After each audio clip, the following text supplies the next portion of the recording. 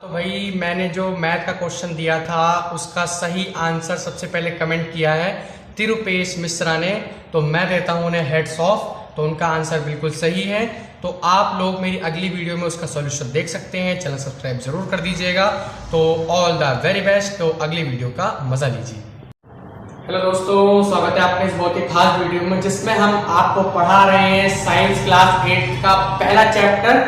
आज हम स्टार्ट करेंगे जिसका नाम है crop production and management. Okay, बहुत ही इजी सा चैप्टर है। जैसा आप लोग अगर गवर्नमेंट स्कूल्स में अगर आप लोग पढ़ते हैं और अगर आप लोगों के पास एनसीईआरटी की बुक है तो उसमें आपका पहला पहेली और बूझो नाम के दो भाई बहन मिलते हैं। तो सबसे पहले बूझो अपने गांव जाता है, वहां पे वो देखता है कि उसके चाचा खेत के अंदर बहुत सारे औजारों से कोई काम कर रहे हैं, जैसे मतलब खेती कर रहे हैं।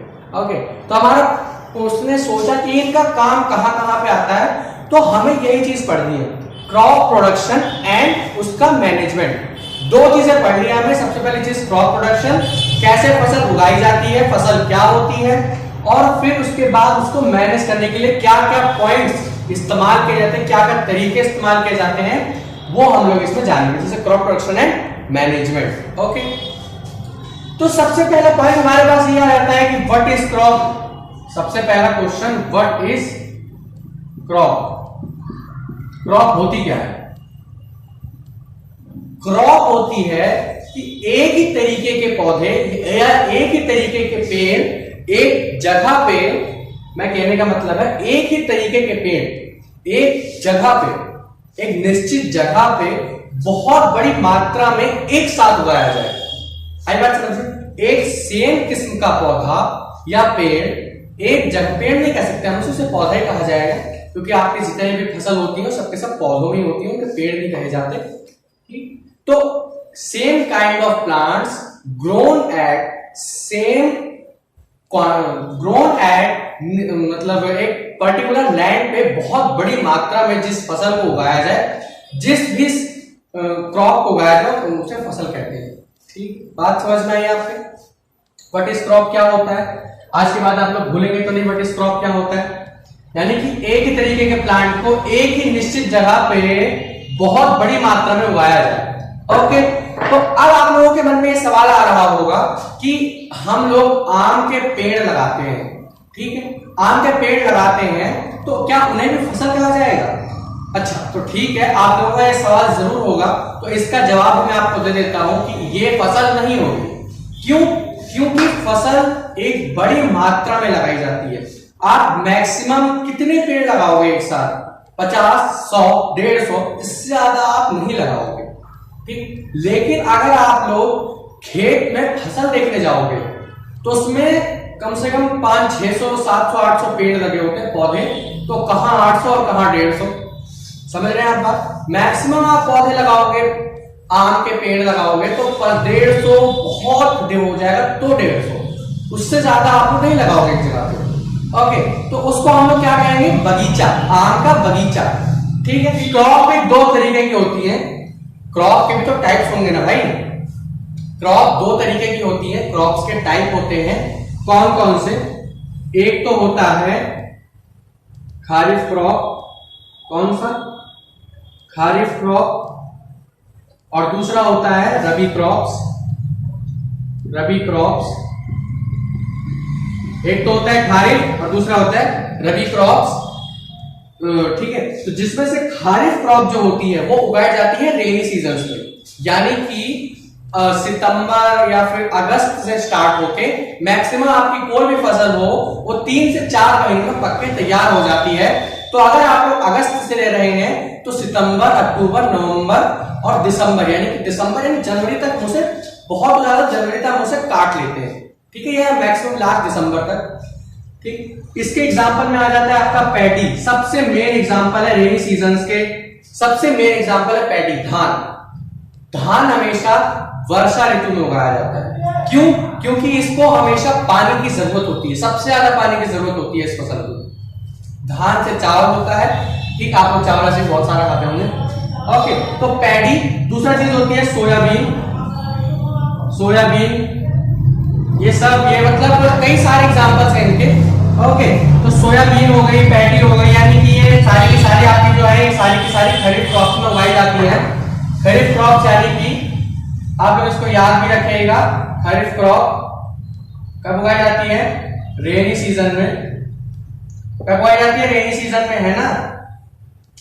अब बात आती है रबी क्रॉप्स की। रबी क्रॉप उगाई जाती है विंटर सीजन में। कब? Winter season. विंटर सीजन में उगाई जाती है, विंटर सीजन में। ओके, इसके एग्जांपल्स में आपका सबसे मेन आ जाता है वीट, वीट, और इसका एग्जांपल हो जाता है पैडी। ये दो इन दोनों क्रॉप्स के मेन एग्जांपल्स हैं। ओके, एक और टाइप होता है क्रॉप का, जायद क्रॉप आती है इसके बाद हमारी। जायद क्रॉप, जैसा कि मैंने आपको बताया कि ये उगाई जाती है गर्मियों के मौसम में। अगर मैं आपसे कहूं तो गर्मियों के मौसम में ज्यादा बेटर रहेगा।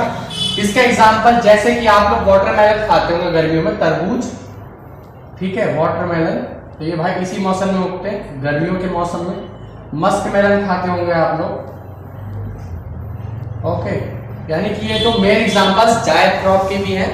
ओके, आई बात समझ में आप लोगों को? तो चलिए भाई, अब हमने क्रॉप पढ़ ली, कितने प्रकार की क्रॉप होती है वो समझ लिया।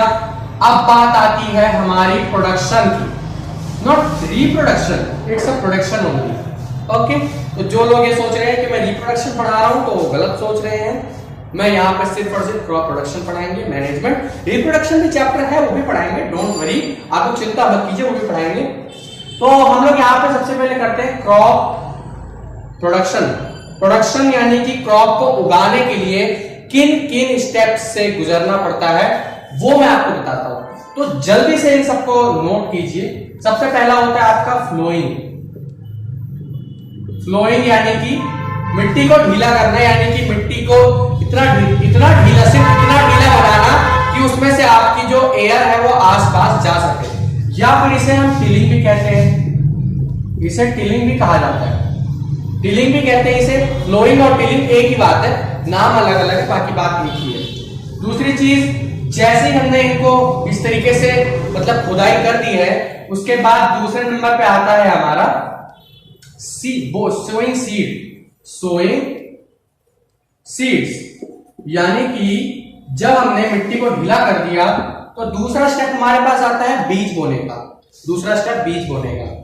फिर तीसरा स्टेप आता है हमारे पास, तीसरा स्टेप आता है add fertiliser, add fertilisers and manures, ठीक है, फर्टिलाइजर ऐड करना और मैन्योर्स को ऐड करना, ठीक। उसके बाद चौथे नंबर पे आता है हमारा इरिगेशन, ओके। इरिगेशन के बाद आता है हमारा पांचवें नंबर पे, इरिगेशन के बाद जब हमारा इरिगेशन हो गया, फिर हमें फसल पकने का तैयार करना है, फिर हार्वेस्टिंग यानी काटना है, उसे काटना भी तो है ना भाई। और फिर छठे नंबर पे आता है हमारा स्टोरेज।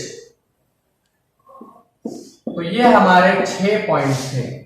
इन 6 पॉइंट्स को हम विस्तार से समझेंगे इस वीडियो में। ओके, तो सबसे पहला जैसा कि मैंने आपको बताया फ्लोइंग और टिलिंग। तो फ्लोइंग क्या होता है? The loosening of soil for exchange of gases, for the loosening of soil from the loosening of soil for exchanging the gases with the help of cultivator और man-made cultivator, या फिर जो भी आप लोग कह लीजिए। फ्लोइंग यानी कि जैसे हल को खेत को जोतना, ओके, खेत जोतने को ही फ्लोइंग या टिलिंग कहते हैं, यानी मिट्टी को ढीला करते हैं हम लोग, क्योंकि मिट्टी जो सख्त हो जाती है उसे हम लोग ढीला करते हैं ताकि हम उसमें से आराम से बीज बो सके। दूसरी चीज, बीज बोने के अलावा फिर उसमें से एयर का एक्सचेंज भी हो सके, क्योंकि उसके अंदर पेड़ ही तो उगेगा ना भाई, पौधा ही तो उगेगा, तो उसको भाई एयर की तो जरूरत चाहिए ही। तो इसको हम करते हैं या तो बैल की मदद से, ऑक्स, आपने ऑक्स को देखा होगा, बैल की मदद से जो हम खुदाई जुताई करते हैं उसे कल्टीवेटर कहते हैं। मैन-मेड कल्टीवेटर आप लोग कह सकते हैं, क्योंकि कल्टीवेटर जो होता है वो आपका ट्रैक्टर में जुड़ के करता है, क्योंकि वो मैन-मेड नहीं करता, क्योंकि उसमें हमारे ट्रैक्टर की पावर लगती है ठीक। तो कल्टीवेटर यानी मैन मेड कल्टीवेटर हम इसे कह सकते हैं। आप सबसे पहले ये फिगर देखिए, इस फोटो में जो बैल के कंधों के ऊपर रखा गया है उसे आप लोग कहते हैं बीम। हम लोग इसे क्या कहते हैं? बीम, जिससे हम उसी से बांध देते हैं अपने हल को, ठीक है। हल यानी कि फ्लो कहते हैं, इसीलिए इस पूरे प्रोसेस का नाम फ्लोइंग भी होता है, ठीक। तो उसे फ्लो से हम करते हैं इस चीज को। तो फिर उसके ऊपर बीम रखी है, बीम से आप लोगों का बांध दिया जाता है फ्लो स्टैफ। फ्लो शैफ्ट जो होता है वो जो लंबी सी डंडी होती है, हम उसे उस बीम से बांध देते हैं बीच में। और जो उसके नीचे लगा होता है फ्लो शेयर, यानी कि जो फ्लो शेयर में आपका लगा होता है ब्लेड, एक शार्प ब्लेड लगा होता है जिसकी मदद से वो खुदाई होती है। काफी शार्प ब्लेड होता है, ओके। तो उसको उससे खेलने ना लगे, ठीक है। तो फ्लोइंग ये होता है, आप लोगों ने देखा फ्लो कैसा दिखता है, ओके। तो इस तरीके से फ्लोइंग की मदद होती है। अब ये वाली फिगर देखिए, आप लोग देख सकते हैं इसमें एक ट्रैक्टर से जुताई हो रही है, इसके पीछे कल्टीवेटर लगा हुआ है। कल्टीवेटर की फोटो भी देख लीजिए आप लोग, जो उसके बगल में लगी हुई है कल्टीवेटर, ठीक है। तो ये हमारा कल्टीवेटर है, इसकी मदद से हमारा खेत जोता जाता है। दो प्रकार से जोते जाते हैं। पहले जो जमाना हुआ करता था उसमें हम बैलों से जुताई करते थे, लेकिन आजकल हमारे पास टेक्निक्स है बहुत सारी, तो हम उसमें ट्रैक्टर का इस्तेमाल करते हैं कल्टीवेटर लगा के, ठीक है। तो फ्लोइंग और टिलिंग बात समझ में आई। अब बात करते हैं हम लोग सोइंग सीड की, यानी कि बीज बोना। आप लोग ये फिगर देखिए, ट्रेडिशनल मेथड ऑफ सीइंग, यानी कि जब शुरू में हमारे पास जैसे ट्रैक्टर नहीं हुआ करते थे, टेक्निक्स नहीं थी, तब हम लोग किस तरीके से बीज बोया करते थे आप लोग देख सकते हैं। इसमें एक फनल सा लगा हुआ है और जुताई के जो फ्लो है वो साथ में लगा हुआ है, ताकि हमारे जो फसल है वो एक लाइन में आए। आप लोगों ने अगर मेज की क्रॉप देखी हो, मेज की क्रॉप देखी हो या भुट्टे की, जिसे आप लोग मेज कहते होंगे, ठीक है। आप लोगों ने अगर वो देखा है तो वो हमेशा लाइन में लगे होते हैं, उनको लाइन में लगा के ही बोया जाता है। क्यों? क्योंकि वो जब आते हैं तो बिल्कुल स्ट्रेट लाइन में डंडे की तरह आते हैं, तो उनके बीच में हमें बार बार जुताई करनी पड़ती है, क्योंकि वो उसकी मिट्टी बहुत जल्दी सख्त हो जाती है, इसलिए उनको लाइन में लगाया जाता है, ओके। तो सोइंग सीड समझ में आया किस तरीके से सोइंग सीड किया जाता है। अब फिर ये फिगर देखिए, इस फिगर में आप लोग देख सकते हैं कि एक ट्रेडिशनल मेथड के बदले टेक्निक से सीड बोए जा रहे हैं, और एक इंसान की क्षमता से ज्यादा एक बार में काफी सारे सीड बोए जा रहे हैं, ओके। अब आप लोगों ने समझ लिया कि बीज कैसे बोए जाते हैं। अब बात आती है add fertilisers and manure. Fertilisers और मैन्योर क्या होती है? खाद। भाई अगर आप लोगों ने बीज बोए हैं तो उसको जल्दी बढ़ने के लिए फर्टिलाइजर्स की जरूरत होती है। फर्टिलाइजर्स आपका क्या काम करते हैं कि उनकी जो ग्रोइंग प्रोसेस होती है उन्हें काफी फास्ट कर देते हैं। लेकिन फर्टिलाइजर या फिर मैन्योर वगैरह, मैन्योर जो होती है आपकी, इन दोनों के बीच का आपका डिफरेंस आता है। देखिए फर्टिलाइजर क्या होता है? फर्टिलाइजर केमिकल से बनता है, ओके। फर्टिलाइजर केमिकल से बनता है, मैन मेड होता है। लेकिन जो मैन्योर होता है वो ड्राई लीव से, काउ डंग से या किसी भी एनिमल के डंग से, इन सबों को मिला के सड़ा के बनाया जाता है। तो जो वो मैन्योर होता है, भले ही उससे हमारी पैदावार इतनी अच्छी ना हो, लेकिन उसके अंदर न्यूट्रिएंट्स बहुत सारे होते हैं। हमें फर्टिलाइजर या मैन्योर डालने की जरूरत क्यों पड़ती है? आप लोगों ने देखा होगा alluvial soil, okay. Alluvial soil के अंदर पहले से बहुत सारे मिनरल्स पाए जाते हैं, जिसकी वजह से हम हमेशा फसलों को ज्यादा करके एलुवियल सॉइल में ही बोते हैं। आप लोग सॉइल चैप्टर पढ़ेंगे तब आप लोगों को क्लियर होगा। एलुवियल सॉइल जिसमें हमारे न्यूट्रिएंट्स पाए जाते हैं, ए हॉरिजन, बी हॉरिजन और सी हॉरिजन, आप लोगों ने सुना होगा सॉइल चैप्टर में। तो ए हॉरिजन में अपनी फसल बोते हैं, तो आप लोगों ने उसमें देखा होगा कि जब एक बार उसमें फसल उगा दी जाती है तो दोबारा जब हम उसमें उगाते हैं तो जो पहली फसल उगी होती है वो सारे के सारे फर्टिलाइजर यानी कि जो भी इसमें न्यूट्रिएंट्स होते हैं वो अपने साथ ले जाती है। तो उस जमीन के पास ज्यादा मैन्योर्स नहीं बच पाते, इसलिए हम उसको अलग से मैन्योर और फर्टिलाइजर देते हैं, ठीक। तो इन दोनों के बीच का डिफरेंस जरूर याद कर लीजिएगा। डिफरेंस बहुत ही इंपॉर्टेंट डिफरेंस जरूर आता है इन दोनों के बीच का, ओके। तो 3 पॉइंट्स हो गए हमारे, फर्स्ट, सेकंड और थर्ड। अब हम बात करते हैं इरिगेशन की। इरिगेशन, अब आप लोगों ने जुताई कर ली, बीज बो दिए, मैन्योर डाल दिए। अब चौथा नंबर आता है पानी देने का।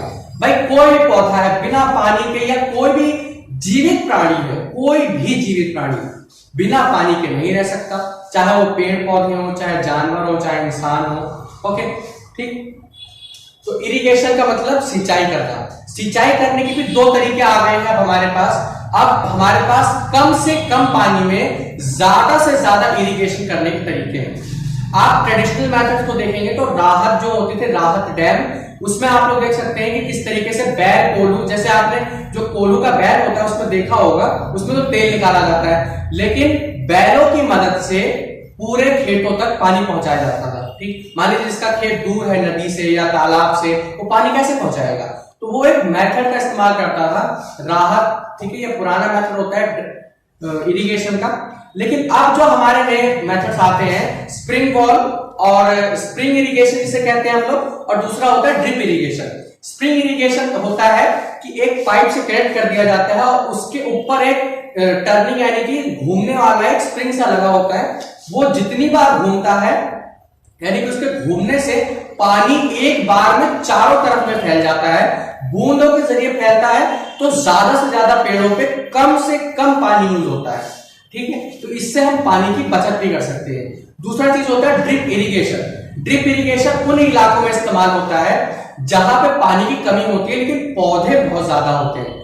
ठीक, यानी कि ऐसे बहुत से जो शहर है जिनके किनारे समुद्र तो है लेकिन वो लोग आज भी पानी के लिए तरसते हैं, तो उन लोगों के लिए ड्रिप इरिगेशन का मेथड है, जहां पे जो पाइप होते हैं लाइन से बिछा दिए जाते हैं खेतों के बीच में, और उनमें छोटे छोटे से छेद कर दिए जाते हैं, बहुत छोटे छोटे, और उनमें बूंद बूंद से जो पेड़ की जड़ होती है, क्योंकि रूट्स के अंदर हमें पानी की जरूरत होती है, तो जड़ के बिल्कुल नजदीक, जैसे मान लीजिए ये हमारा कोई पौधा लगा हुआ है, ये इसकी रूट्स है, ये जमीन है, ये इसकी रूट्स है, तो यहां पे एक पाइप होता है जो यहां से धीरे धीरे टप टप टप टप करके इस रूट के अंदर जाता है। ठीक है, इस तरीके से हमारे इरिगेशन के दो मेथड आते हैं। इरिगेशन के दो मेथड आप लोगों ने देखा, एक तो ट्रेडिशनल और एक आर्टिफिशियल मेथड, एक ट्रेडिशनल और एक आर्टिफिशियल मेथड। इन दोनों के एग्जांपल जरूर याद कर लीजिएगा। आर्टिफिशियल मेथड में आपका आ जाता है स्प्रिंग इरिगेशन, और आर्टिफिशियल में आ जाता है स्प्रिंग इरिगेशन और ड्रिप इरिगेशन, और ट्रेडिशनल में आ जाता है राहत डैम कह लीजिए या राहत इरिगेशन कह लीजिए, एक ही बात है। फिर आता है हमारा वीडिंग रिमूवल, यानी कि वीडीसाइड्स को रिमूव करना। आप लोगों ने देखा होगा कि अक्सर आपके पौधों के साथ कुछ अनचाहे पौधे भी उगाते हैं। ओके, तो उन्हें अलग करने के लिए कई तरीके हैं। जैसे एक होता है खुरपी से अलग कर देना, खुरपी एक औजार होता है किसी का, ठीक है, खुरपी से अलग कर देना, या वीडीसाइड्स डाल देना। वीडीसाइड्स भी एक तरीके के केमिकल्स ही होते हैं, उन्हें डाल देने से वो पौधे मर जाते हैं, क्योंकि वो पौधे जो हमने न्यूट्रिएंट्स अपने क्रॉप के लिए दिए थे, वो पौधे उन न्यूट्रिएंट्स को लेके खुद ब खुद बड़े होते हैं, जैसे उनसे छीन के लेते हैं। तो ये वीडीसाइड्स, तो इनको देख लीजिए आप लोग। उसके बाद आती है हार्वेस्टिंग की। हार्वेस्टिंग किस तरीके से की जाती है? हार्वेस्टिंग यानी कि जब फसल पक जाए तो उसे काटा कैसे जाता है। काटने के लिए आपके पास एक हंसिया होती है, ये इस तरीके का चाकू सा होता है, इस तरीके से दराती भी कहते हैं बहुत से लोग, ठीक है, आपका जो भी कहते हो। आप लोग इसकी फिगर देख सकते हैं, ये कुछ इस तरीके की नजर आती है। ओके, तो इस दराती से हम फसल काटते हैं। आप लोगों ने गांव में जरूर देखा होगा, इस तरीके की दराती मिलती है, इन्हीं से हम फसल काटते हैं। चाकू से नहीं काटा जाता ना, कैंची से काटा जाता है, इन्हीं से काटा जाता है हमारी फसल। ओके, तो यहां से हार्वेस्टिंग आई समझ में। फसल पकने के बाद फसल को काटना ही हार्वेस्टिंग कहलाती है। अब हमारा लास्ट आता है, जब हमारी फसल कट चुकी है, हमने पौधे और धान अलग अलग कर लिए हैं। ओके, तो अब बात आती है हमारी स्टोरेज की। तो स्टोरेज आप लोग कैसे करेंगे? स्टोरेज बोरियों में भर के एक अच्छे से गोडाउन में, जहां पे पानी यानी कि सीलन जिसे आप लोग कहते हैं वो ना हो। अगर सीलन वहां पे आएगी तो फसल बहुत जल्दी खराब हो जाती है। ओके, तो स्टोरेज लास्ट मेथड होता है हमारा क्रॉप प्रोडक्शन में। लास्ट जो टॉपिक होता है वो हमारा होता है स्टोरेज का। तो स्टोरेज करना बहुत जरूरी है, आपके आने निकट भविष्य के लिए स्टोरेज करना बहुत जरूरी है। लेकिन ज्यादा स्टोरेज करना बेकार है। ज्यादा स्टोरेज करने से बाई चांस आपका वो सामान खराब हो गया, मान लीजिए आपने 1 महीने का राशन भरवाया, उनमें से कोई भी किसी भी चीज में कोई खराबी आ गई, मान लीजिए 2 महीने बाद, जैसे 15 से 20 दिन या 25 दिन के बाद उसमें कोई खराबी आ गई, तो आपके 5 दिन के पैसे तो वेस्ट हो जाएंगे। इसलिए मिनिमलिज्म के ऊपर काम करना चाहिए। ज्यादा संग्रह करना भी गलत है, लेकिन स्टोरेज ये सरकार के अंडर आता है कि सरकार स्टोरेज कितना करती है, क्योंकि जितना भी फसल होती है उसको स्टोर करके रखना ही पड़ता है। ये तो उसके ऊपर एक प्रेशर है कि हाँ भाई, जो भी किसान उससे बेच रहा है वो उसको अपने पास रखेगी ही रखेगी। ठीक है, तो ये 6 पॉइंट्स थे जो क्रॉप प्रोडक्शन में काम आते हैं। तो हमारा लास्ट टॉपिक है फूड फ्रॉम एनिमल। जैसे कि काऊ से आपको मिल्क मिलता है, बफेलो है उससे भी मिल्क मिलता है, गोट उससे मिल्क मिलता है, जितने पोल्ट्री फार्म्स हैं जैसे हैन हो गया, यहाँ से आपको एग मिलता है। ओके, आपको हैन से एग मिलता है, और खाने के बदले आपको शिप से ऊन मिलता है जिससे आप लोग अपने विंटर क्लोथ्स बनाते हैं, स्वेटर हो गया, ठीक है। यहाँ से आपको वूल मिलता है, वूल। ओके, तो इस तरीके से कई सारे एनिमल्स हैं, तो इनसे भी, तो ये भी हमारे लिए एक तरीके से यानी कि फसल हमारे खाने के ही काम में आती है सारी चीजें, ठीक है। तो ये हमारा लास्ट टॉपिक था फूड फ्रॉम एनिमल्स इस चैप्टर का। ओके, तो यहाँ पे चैप्टर होता है एंड कंप्लीट चैप्टर है, इसमें मैंने आपको सारे बेसिक्स बता दिए हैं। तो आई होप आप लोगों को कोई दिक्कत नहीं आएगी इस वीडियो के बाद। ओके, तो पढ़ाई करते रहिए। All the very best.